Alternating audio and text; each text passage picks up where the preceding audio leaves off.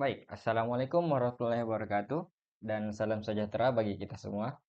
Eh, ya, kami di sini ingin mempresentasikan hasil diskusi kami tentang pengontrolan kontrol akses, yaitu sebagai eh, menuntaskan tugas sistem operasi, yaitu mata kuliah sistem operasi kami. Ya, untuk itu, izinkan kami untuk memperkenalkan diri terlebih dahulu. Ya, saya sebagai moderator Yusra Langga Putra dengan NIM H0771231052. Kemudian ada di sebelah kiri Rosilia Gratisimak dengan NIM H0712311087. Kemudian ada di Zaskia di sebelah kanan dengan NIM H0712311043. Dan kemudian ada Babang Reski Robianto yang ganteng dengan NIM H0712311080. Nah, untuk materi selanjutnya kami persilakan kepada saudara-saudari Roslia Gratisimak. Silahkan.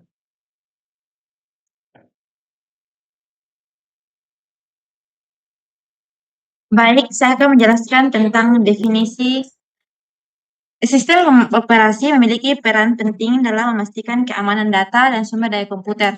Nah, salah satu mekanisme utama yang digunakan untuk mencapai tujuan ini adalah pengaturan kontrol akses, di mana kontrol akses adalah proses yang mengatur siapa yang dapat mengakses sumber daya sistem dan tindakan apa saja yang mereka lakukan. Tes. Berikutnya saya akan menjelaskan latar belakang. Yang pertama, ada 3 latar belakang yang kami telusuri. Yang pertama itu ada pentingnya keamanan data. Perlindungan data dan sumber daya menjadi aspek penting dalam sistem operasi untuk mencegah akses tidak sah. Yang kedua, tantangan era digital, di mana peningkatan ancaman keamanan memerlukan mekanisme perlindungan yang andal. Yang ketiga, ada peran kontrol akses, yang di mana kontrol akses mengatur hak akses data dan sumber daya, memastikan hanya pihak berwenang yang dapat mengaksesnya.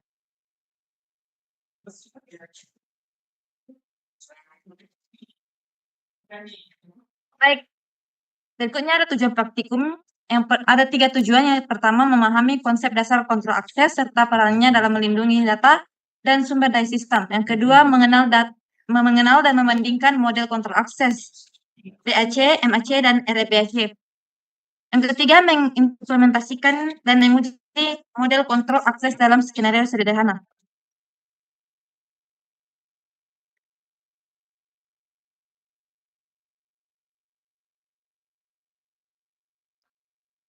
Baik, selanjutnya alat dan bahan.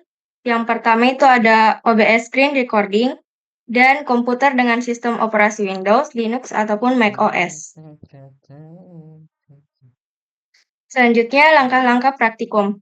Yang pertama, masuk ke settings di Windows 11. Selanjutnya pilih account. Selanjutnya klik Family and Other Users. Selanjutnya klik Add Account dan pilih I don't have this person sign in information dan pilih Add a user without a Microsoft account. Masukkan nama pengguna, misalnya admin, dan password yang diinginkan. Setelah akun dibuat, klik pada akun yang baru saja Anda buat, lalu pilih Change Account Type. Selanjutnya, ubah dari standard user menjadi administrator dan klik OK. Baiklah, saya akan menjelaskan tentang langkah-langkah dari praktikum ini. Kemudian itu ada uji akses. Setelah membuat 2 user, kemudian kita akan login sebagai admin.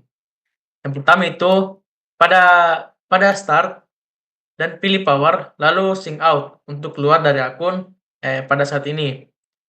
Pada layar login, pilih akun admin, kemudian masukkan password untuk akun admin dan tekan enter.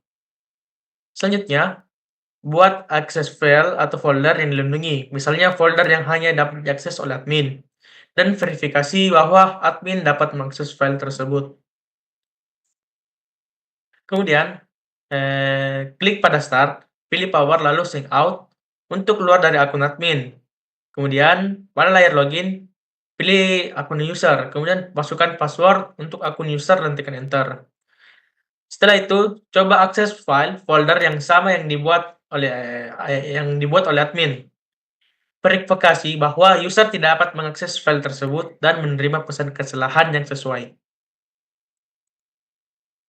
Dari hasil pengujian ini, model kontrol akses menunjukkan peran penting dalam melindungi data dan sumber daya sistem.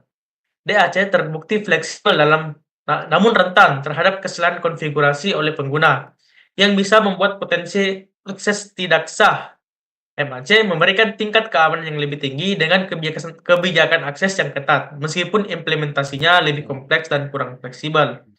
Dan yang terakhir itu RBAC, efektif dalam mengelola izin akses berbasis peran, memberikan kontrol yang lebih terstruktur dan minimalkan risiko akses tidak sah, terutama di lingkungan dengan banyak pengguna dan peran berbeda.